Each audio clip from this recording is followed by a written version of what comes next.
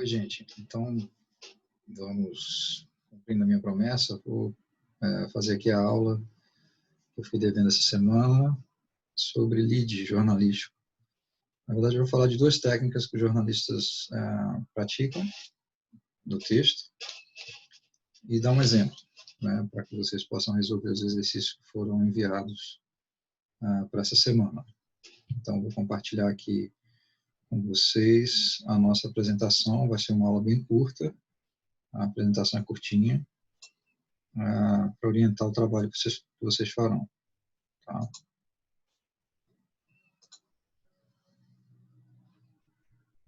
Então, só um minutinho.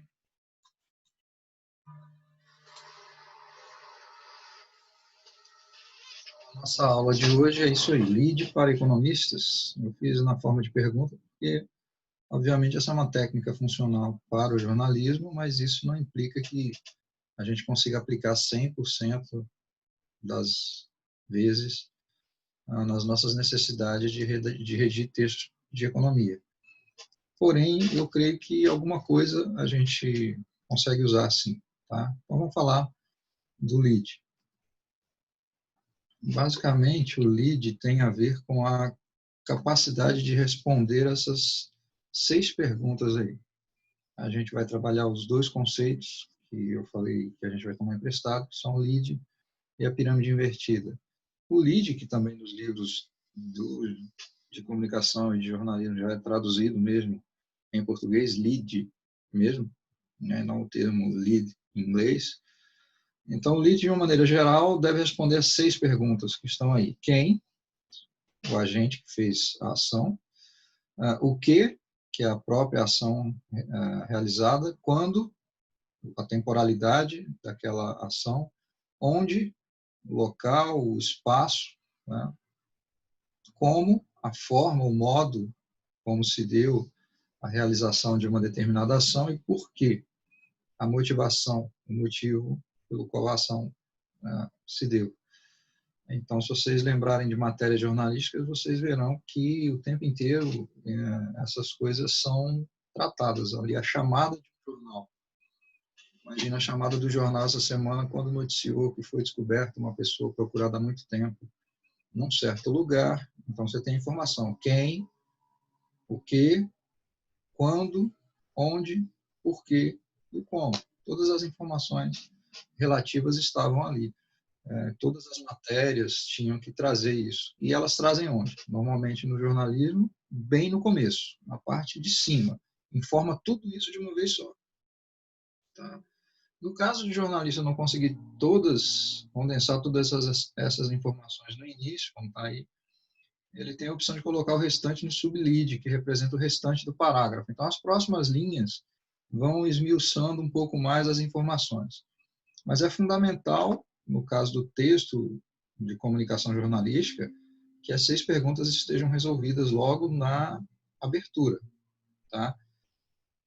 Não é tão direto para nós economistas fazermos isso, porque a gente não está lidando necessariamente com coisas como uma ação, um fato acontecendo, tá? Que tem uma localidade bem definida. A gente pode estar discutindo teoria econômica e a teoria ser, em termos bem puros mesmo, ela ser ahistórica, portanto, não ter temporalidade, ela ser atemporal, ela não ter espaço definido, então não tem um lugar, ela tem basicamente um agente, uma ação, às vezes um modo e a motivação, mas nem sempre a gente tem essas 2 coisas aqui em teoria econômica, tá? Então, dependendo do contexto, você não tem como responder todas essas 6 informações, porém, aí fica a dica, quando você vai elaborar um trabalho de responsabilidade dentro da sua profissão de economista, é ideal que você procure, tanto quanto possível, ver se você consegue responder essas 6 perguntas. Eu quis passar aqui a ideia do lead, muito mais para a gente entender que existem 6 perguntas básicas que a gente tem que fazer um esforço tremendo para tentar responder e evitar tanto quanto possível que alguma dessas coisas não apareçam lá no seu texto. Como eu disse, se você estivesse discutindo um modelo teórico, sei lá, está discutindo microeconomia, caixa de Edwards, não tem tempo ali, tá? Equilíbrio geral, não tem tempo ali, não tem lugar. Tá? O mercado é dito um lugar, mas não é um mercado como lugar definido. Então, tem uma série de assuntos teóricos que a gente não trabalha exatamente cada uma dessas informações, mas tem o agente, tem a ação, que é a ação de fazer trocas dentro de um mercado. Tem dois agentes, A e B, eles estão fazendo trocas, é uma ação. O modo como as trocas se fazem, né? Eles buscam, para quem já viu micro, eles vão fazer trocas ao longo da curva de contrato. O motivo, eles vão fazer trocas porque cada um deles tem uma dotação de um bem e deseja um pouco mais da dotação do bem que ele tem menos. Então, você tem como explicar as 4 dessas 6 perguntas, 4 delas você consegue responder, mesmo lidando com um modelo eminentemente teórico. E assim, modelos macro, modelos micro. Se você vai explicar um modelo de regressão linear múltipla, você vai também procurar tentar ver dessas 6 perguntas quais cabem na sua resposta e explicação. A segunda técnica que é muito utilizada no jornalismo é a ideia de pirâmide invertida, que é fácil da gente captar qual é a noção. O que é fundamental vem antes, então o clímax da notícia vem aqui em cima. Tá? Então, foi descoberto numa certa casa, numa certa cidade que está ficando famosa pra caramba no Brasil, uma certa pessoa que os brasileiros não sabiam onde estava. Né? Então, a notícia principal, o clímax, já vem no começo. Depois, o desenvolvimento da história, até a conclusão. A conclusão é fechamento mesmo. Então, quando a gente vai escrever, também seria bom se a gente conseguisse fazer desse jeito. Colocar primeiro uma certa tensão, porque a ideia de clímax vindo antes, coloca uma tensão no texto e faz com que se desperte o interesse para buscar a solução desse texto mais adiante. E na economia? Né? Essa é a questão chave. Embora não com o mesmo enfoque, é possível adaptar a noção de lead e pirâmide invertida para, de certa maneira, estruturar os parágrafos e ganhar a atenção de quem está lendo. Como eu te disse, mesmo que a gente vai explicar um modelo eminentemente teórico em economia, a gente pode tentar ver se a gente consegue tratar aquelas 6 questões.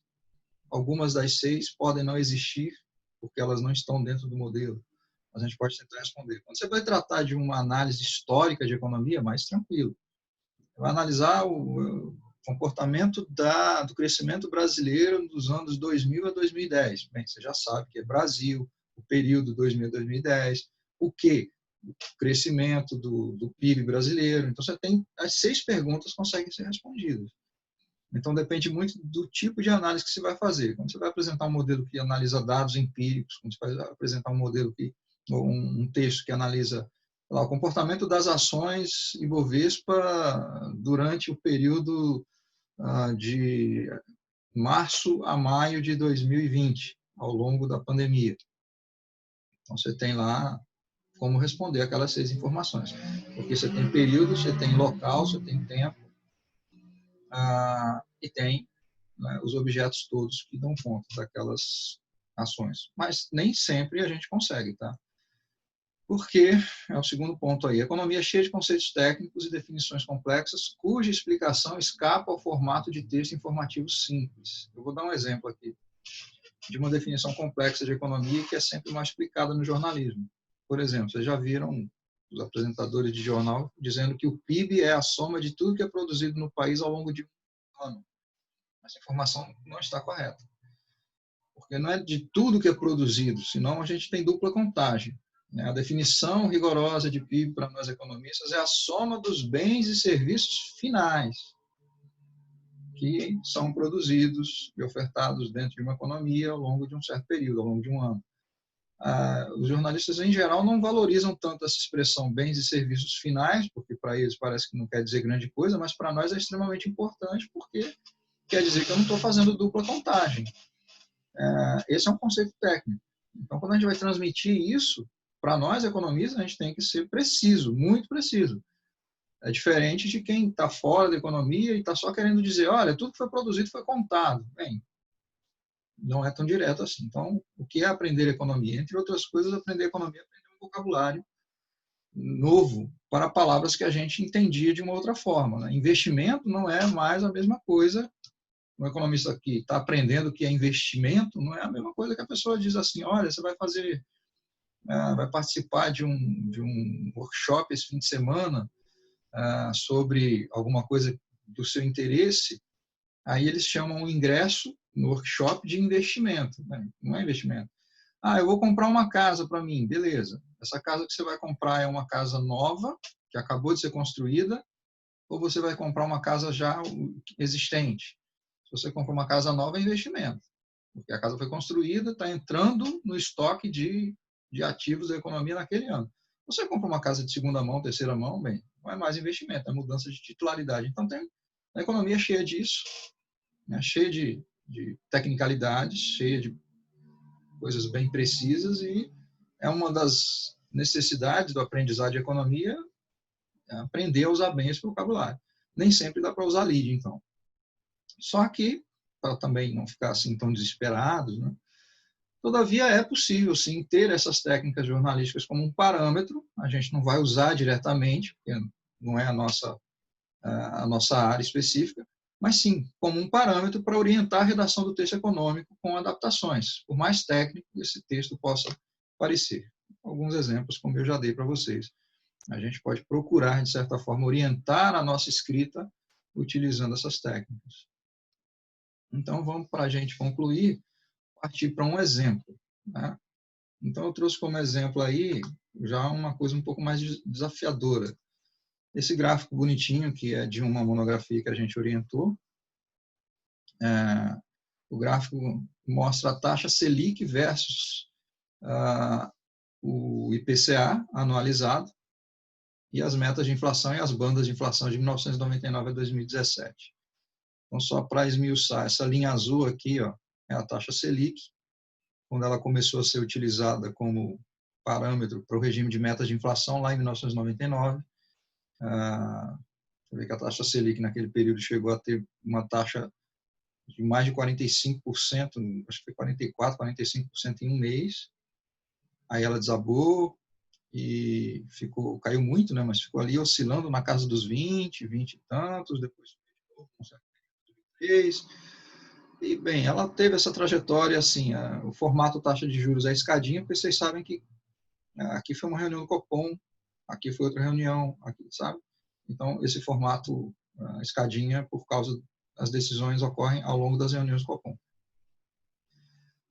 Essa linha vermelha representa as taxas de IPCA, o IPCA mensal anualizado. A gente pegou foi uma aluna nossa que fez esse estudo, a gente pegou os dados mensais desse período, que é um período de quase 20 anos, né?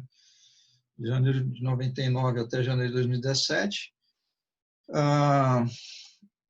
e a gente analisou as taxas de inflação. Então, está aqui as taxas, as oscilações delas, você pode ver aqui como ela oscila muito, tá? E as bandas de flutuação estabelecidas pelo Copom, né? As duas linhas verdes, a banda superior e a banda inferior. Em tese, a inflação tinha que flutuar aqui dentro. E essa linha central é o centro da meta, tá? Essa é a meta de inflação divulgada pelo Conselho Monetário, e que o Copom faz com que utiliza a taxa de juros como instrumento para fazer com que a taxa de inflação fique aqui dentro, tá? Eu sei que a gente tem alunos aqui no nosso curso de redação que estão começando o curso de economia, vão começar o curso de economia, talvez tenha alguma coisa aqui que você ainda não tenha visto, mas eu estou tentando sintetizar o que é que esse gráfico mostra para nós. Então, ele mostra o seguinte: vamos começar pela banda, né? A gente tem uma banda de flutuação, as duas linhas verdes, e um centro da meta, e a inflação no regime de metas que a gente pratica no Brasil deveria estar oscilando aqui, dentro dessas bandas, né, e próximo dessa meta. Esse é o objetivo. Quando a inflação sai da meta, quando a inflação sobe muito, o Banco Central eleva a taxa de juros para derrubar a inflação nos períodos seguintes. Então, você olha aqui, por exemplo, a inflação estava subindo, aí a taxa de juros subiu. Quando a inflação caiu, a taxa de juros caiu. Aqui, a inflação começou a subir, aí a taxa de juros subiu muito. A inflação começou a cair, aí a taxa de juros cai. Porque a taxa de juros é o instrumento utilizado pelo Banco Central no regime de metas para controlar altas e baixas da inflação. A gente teve 2 períodos curtos aqui, alguns poucos períodos curtos, com deflação de preços em um mês ou outro. Tá? Então, essa é a síntese. Aqui eu trouxe de propósito um parágrafo analítico dessa monografia, né, que a gente orientou. É uma análise, não é um lead. Tá? Eu não estou trazendo isso aqui como exemplo de lead, a gente vai fazer um lead depois. A análise que a estudante fez, né, aqui está a referência do trabalho, eu vou ler. Tá? O gráfico 1 mostra a taxa Selic dia a dia, de 1º de janeiro de 1999 a 20 de novembro de 2017, a taxa de inflação dada pelo IPCA anualizado para o mesmo período. O centro da meta e as bandas de flutuação determinadas para cada período também são exibidos no gráfico. Olha, essa informação que ela deu aqui é extremamente importante, porque quando você descreve um gráfico, você tem que dar informações para o leitor. Está dizendo o que é que o gráfico mostra, o período do qual o gráfico trata, o que é o objetivo do gráfico, né? O que é que tem lá, especificamente. Então, ela informou muito bem, com toda clareza, numa linha só, em 2 frases, o que é que o gráfico mostra, o que é que tem no gráfico. E aqui, logo em seguida, tem uma análise. A gente tem uma pequena análise, é claro que a análise é muito mais densa, lá na monografia, tem mais coisa, mas eu escolhi esse parágrafo aí. A excessiva oscilação da inflação e seus afastamentos em relação às metas em diferentes períodos ao longo dessa série são interpretadas de forma diversas, fui eu que engoli o S aqui, tá? De formas diversas pelos analistas. Em geral, analistas mais favoráveis ao regime de metas enfatizam o sucesso relativo do regime em ancorar a inflação e mantê-la controlada, frente a diversos choques, ao passo que analistas que têm resistência ao regime de metas destacam o fato de que esse entregou, em geral, uma inflação média elevada, com grande custo em termos de crescimento, dado o uso dos juros como instrumento para debelar a inflação. Isso aqui porque era justamente esse o debate dessa monografia, era o debate entre os que eram favoráveis ao regime de metas, viam o regime de metas como sendo bom e funcional, e os que eram contrários à eficácia do regime de metas, não ao regime em si, mas à forma como ele é praticado no Brasil. Tá, então essa é a análise uma parte da análise daquele gráfico, mas vocês notam que o texto está muito bom. É um texto bem feito, está informativo, né, informa o que é que o gráfico tem, já dá uma noção da análise, né, que tem 2 vertentes, olhando para esse mesmo gráfico, tem 2 grupos, e eles olham de forma diferente.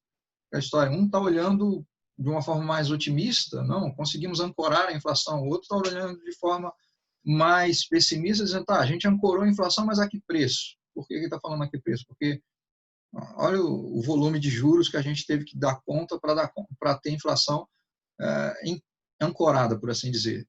E a pergunta é, foi ancorada mesmo, já que ela está tantas vezes fora do centro da meta? Tá? Então, vamos para um exemplo de lead, uma tentativa de lead. Com isso, eu encerro essa nossa aula hoje. Eu tentei fazer um lead, tá? Várias possibilidades existem, mas eu vou deixar isso aí como exemplo, já que ele é parecido com o exercício que eu passei para vocês, que tem um gráfico, tem informações estatísticas de um grupo de países, e vocês vão tentar sintetizar isso em 15 linhas, que eu acho que foi o exercício que eu passei lá. Né?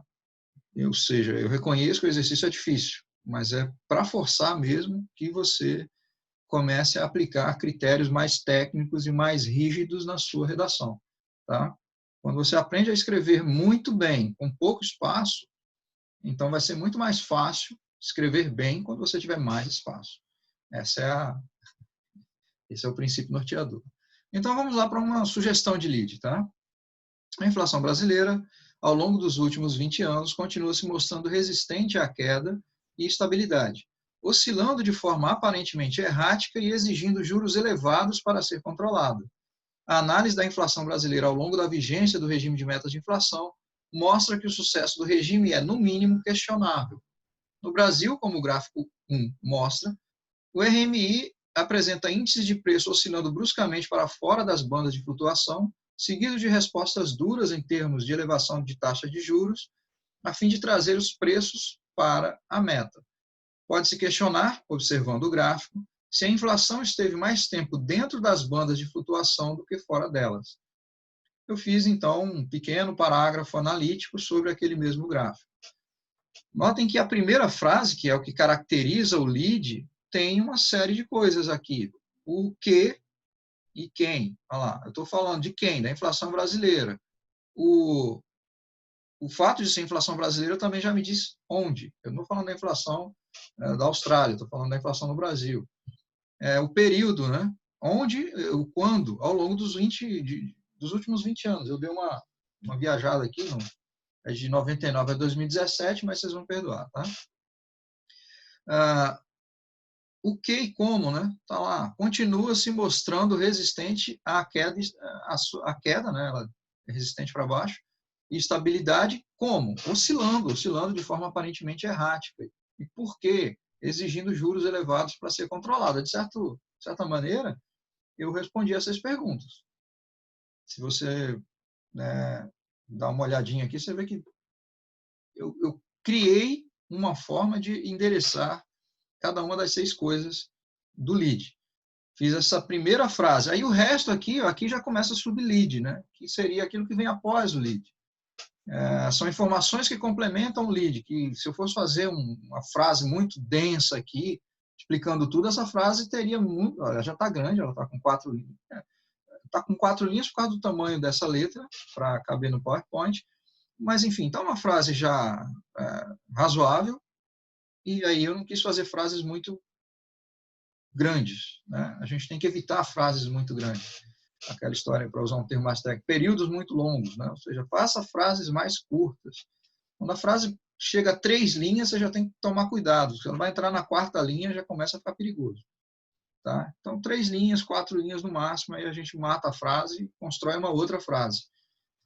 Para o texto ficar mais fluido, a leitura ficar mais suave, porque uma frase muito longa, né, faz com que, a partir de um certo momento, a gente se perca. Então, aí tem lá um sub-lead, né, a análise da inflação brasileira ao longo da vigência do RMI mostra que o sucesso é, no mínimo, questionável, e aí eu vou explicar por que isso, né? No Brasil, o gráfico mostra que os índices oscilam bruscamente para fora das bandas, seguido de respostas duras da taxa de juros, né? E uma pequena conclusão, né? Eu fiz o parágrafo e joguei uma conclusão.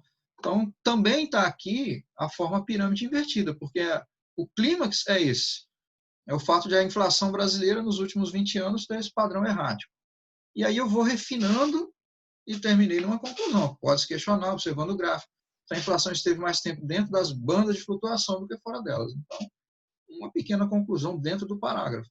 Isso aqui já me serviria, se fosse uma coisa de escrever um texto maior, puxar um outro parágrafo. Terminei esse parágrafo, vou puxar um próximo agora, começando a discutir esse ponto, né? Esse ponto introduz o próximo parágrafo. Tá bom? Deixa eu fechar aqui a apresentação.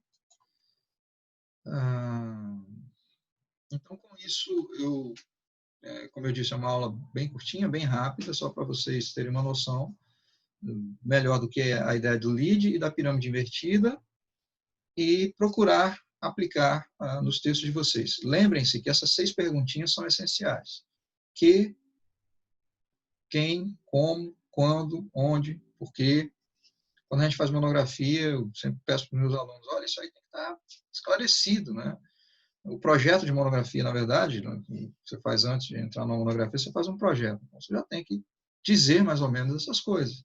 Se você vai escrever um artigo, vai escrever um relatório, vai escrever um texto dissertativo para uma revista, para um jornal, essas coisas têm que estar devidamente respondidas, né? Essas 6 perguntas do lead jornalístico são 6 perguntas muito interessantes para nós orientarmos a nossa escrita, seja a escrita do jornalista, ou seja, qualquer outra coisa. Lembrando de uma aula que eu dei num outro momento aqui do curso, comunicar é entregar para alguém uma mensagem.